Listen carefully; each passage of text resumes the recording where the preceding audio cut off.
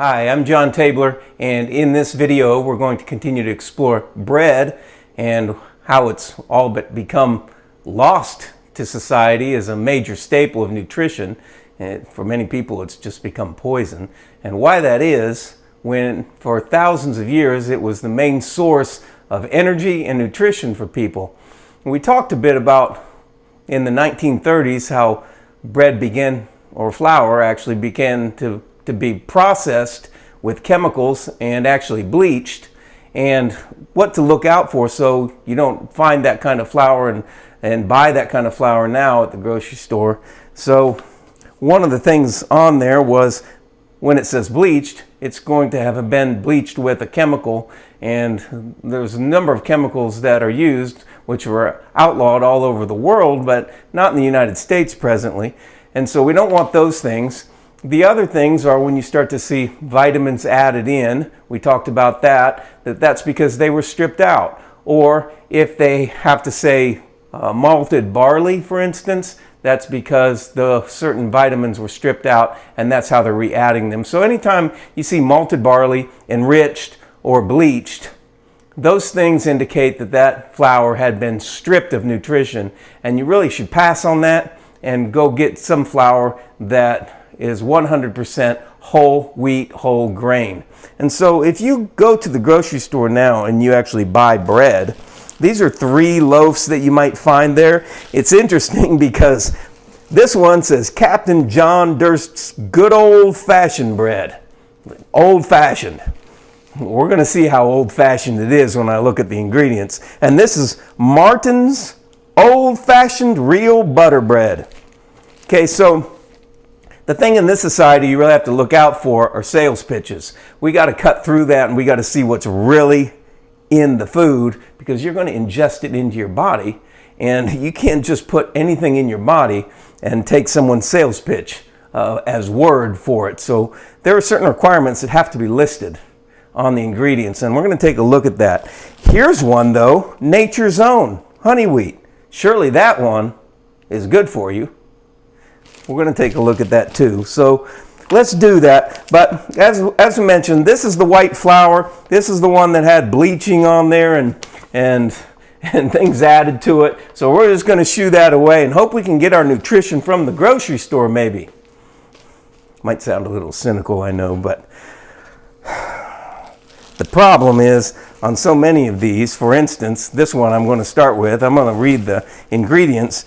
And I actually had to go, they're so small, I had to go get a magnifying glass.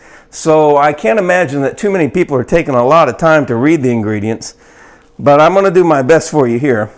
And so they're entirely small, but we have enriched flour to start with, and we know that that's a red flag right off the bat. So that flour means that's been highly processed flour. And in that flour we have wheat flour and malted barley flour, which means they had to add nutrients back to it. We've got niacin, reduced iron, thiamine, mononitrate, riboflavin, a bunch of vitamins that are added back to it because they stripped all those things. Then we have high fructose corn syrup. I mean, that'll be a video in itself. Then we have yeast. Now, yeast began to be added in about the 1930s as a substance to have air come into it and blow it up. They call it leavening, but it's really not leavening. True leavening will actually neutralize the gluten and unleash or unlock the nutrition, the vitamins, to be assimilated at a much, much higher level than anything that could be accomplished without.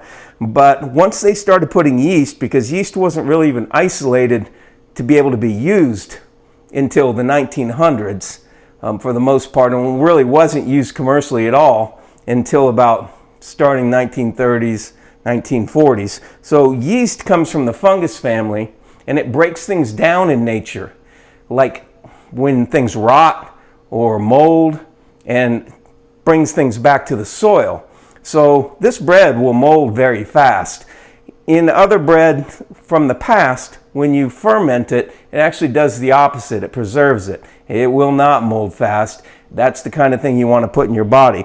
But so we have the bleaching, which adds the chemicals. We have the nutrition value stripped and unhealthy or more unhealthy vitamins and things being added back into it because they have to, because it's the law. And then we have yeast thrown in top of it on top of that.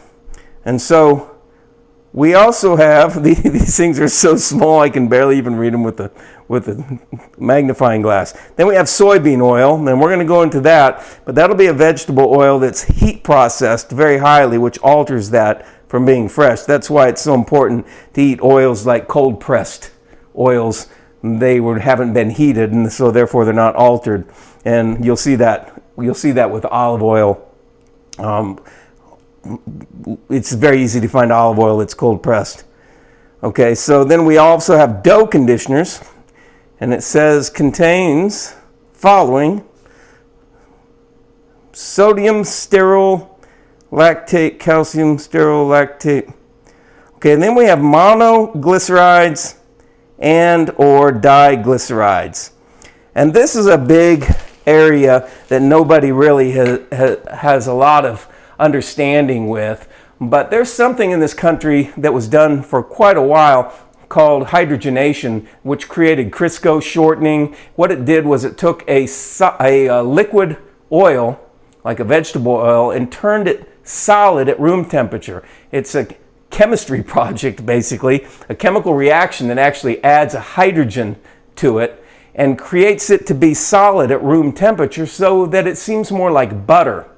And so once this was created, it began to be put in all sorts of foods, and they have over time, they found out soon enough that a synthetic fat like that, a man-made fat, was actually creating heart disease, arteriosclerosis, diabetes, and basically just many different maladies in the body, that obesity, your body's just basically being poisoned. And so however your body reacts to that over time is all the conditions that we're seeing from it. And it's been phased out and done away with. But the problem is that there's another class. They classify the hydrogenated oil as a lipid or a fat. There's another class called an emulsifier that actually makes fats combine with water.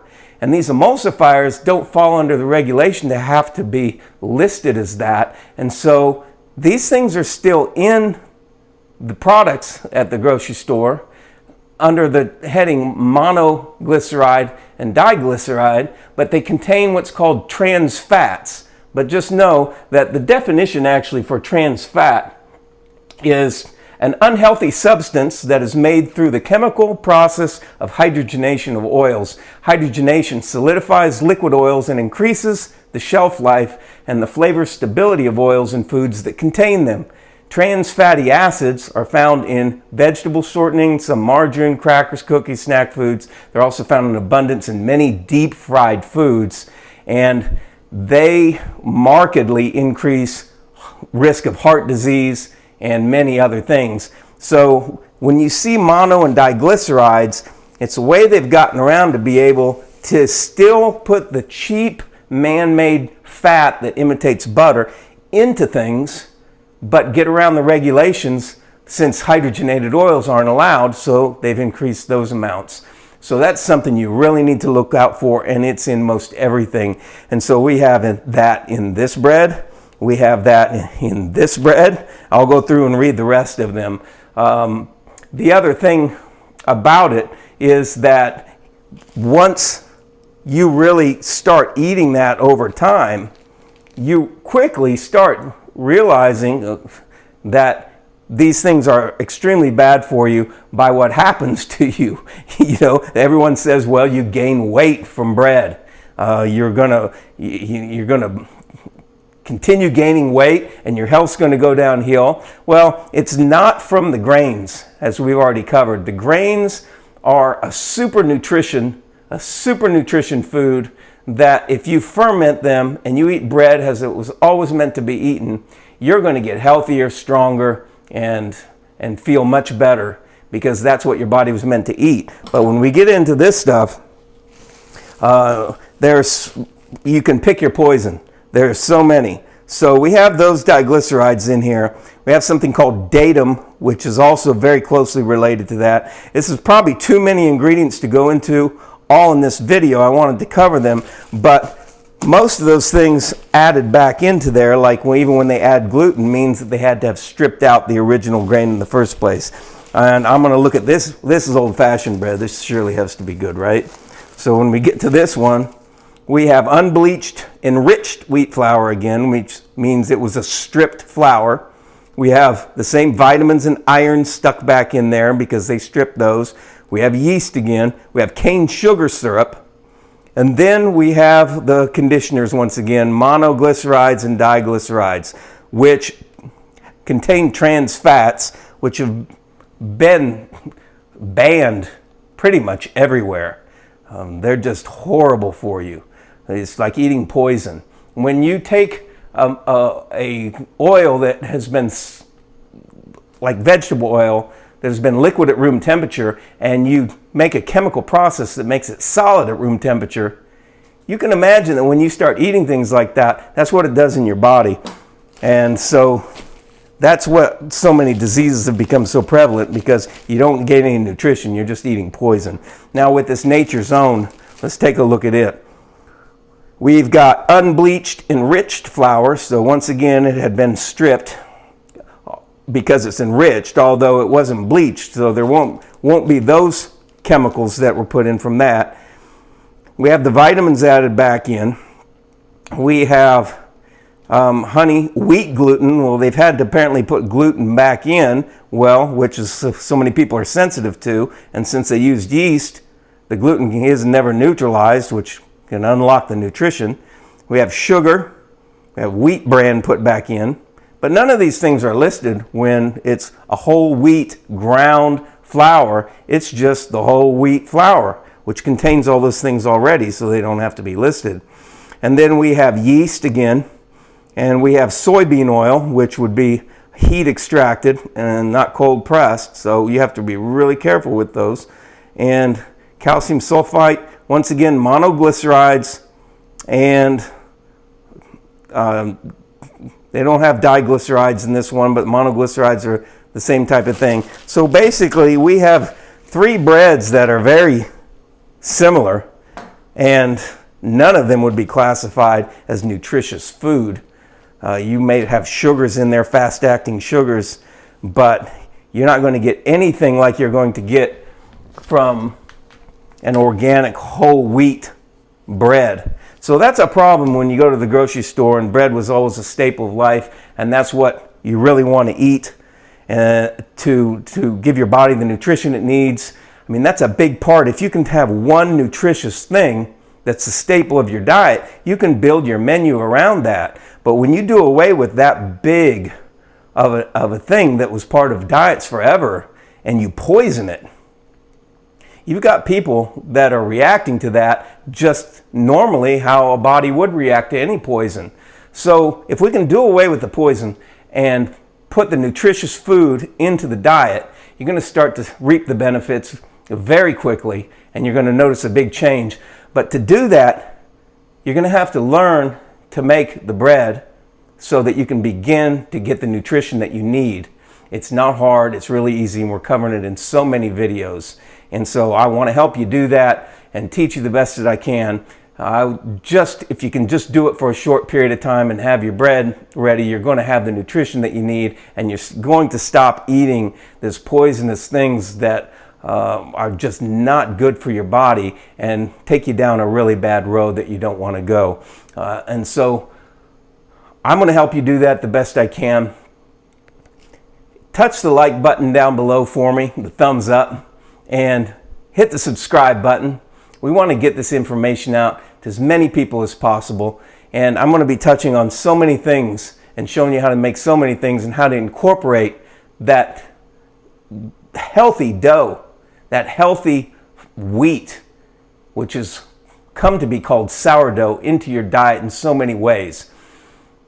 The pizza is tremendous, so that'll be coming. But until then, I thank you for your support, and I look forward to seeing you back here soon.